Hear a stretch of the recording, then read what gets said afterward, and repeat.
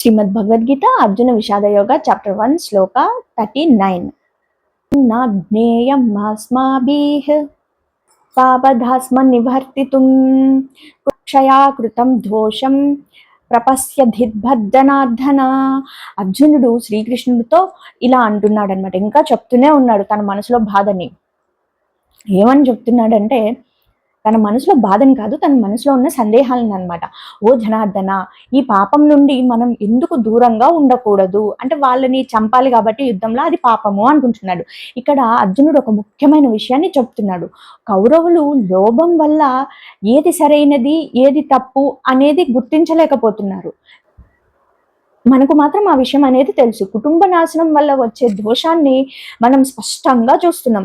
అర్జునుడి ఆలోచన ఏంటంటే, తప్పు జరుగుతుందని తెలిసినప్పుడు మనమే ఎందుకు ఆ తప్పులో భాగం పంచుకోవాలి, ఆ తప్పులో భాగం ఎందుకు కావాలి మనం కూడా.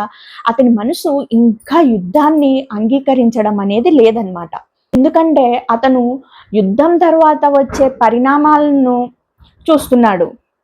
మన జీవితంలో కూడా కొన్నిసార్లు ఒక పని తప్పు అని తెలిసినా ఇతరులు చేస్తున్నారు కాబట్టి మనం కూడా చేసేద్దాం అని అనుకుంటూ ఉంటాం. కానీ ధర్మం అంటే జనం ఏం చేస్తున్నారు అనేది కాదు, సరైనది ఏది అని తెలుసుకుని దాన్ని అనుసరించడమే నిజమైన ధర్మం అన్నమాట.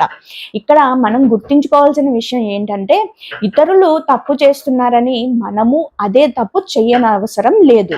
మనకు వివేకం ఉన్నప్పుడు దాన్ని ఉపయోగించి సరైన మార్గాన్ని ఎంచుకోవాలి. తప్పు తెలుసుకోవడం జ్ఞానం, ఆ తప్పు నుండి దూరంగా ఉండడం అనేది వివేకం. ధన్యవాదాలు. జై శ్రీకృష్ణ.